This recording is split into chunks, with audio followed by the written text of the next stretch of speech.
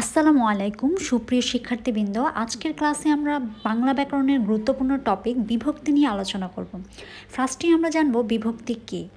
বাক্যস্থিত একটি শব্দের সঙ্গে অন্য শব্দের অন্বয় সাধনের জন্য শব্দের সঙ্গে যে সকল বর্ণ যুক্ত হয় তাকে বিভক্তি বলে।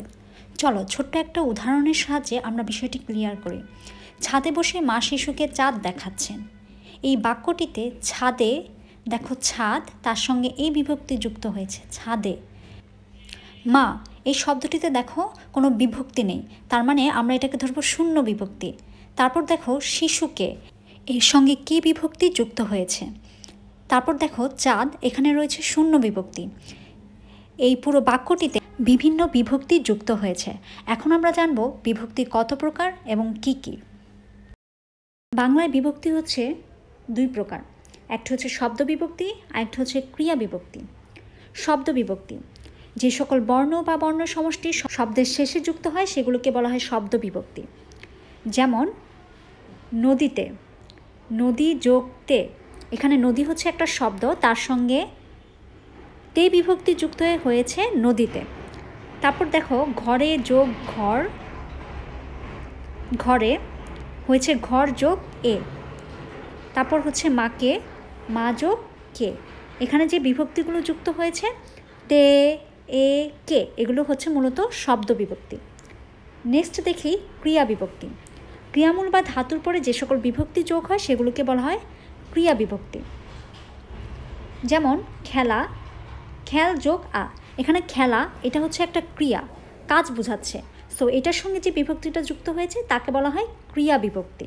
তারপর হচ্ছে করি, কর যোগ ই, পরে, পর যোগ এ, এগুলো সবই হচ্ছে ক্রিয়া বিভক্তি। তার মানে সবচেয়ে ইম্পর্ট্যান্ট কথা যেটা, সেটা হচ্ছে যে শব্দ বিভক্তি বসবে কখন, শব্দের পরে, আর ক্রিয়া বিভক্তি বসবে ক্রিয়ামূল বা ধাতুর পরে।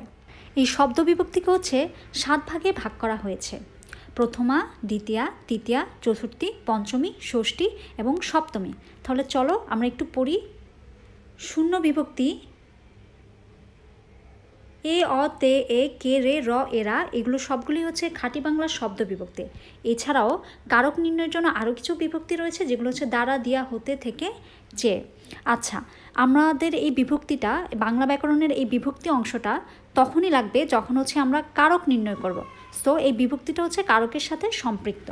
তাহলে দেখো বিভক্তি হচ্ছে 7 প্রকার: প্রথমা, দ্বিতীয়া, তৃতীয়া, চতুর্থী, পঞ্চমী, ষষ্ঠী এবং সপ্তমী।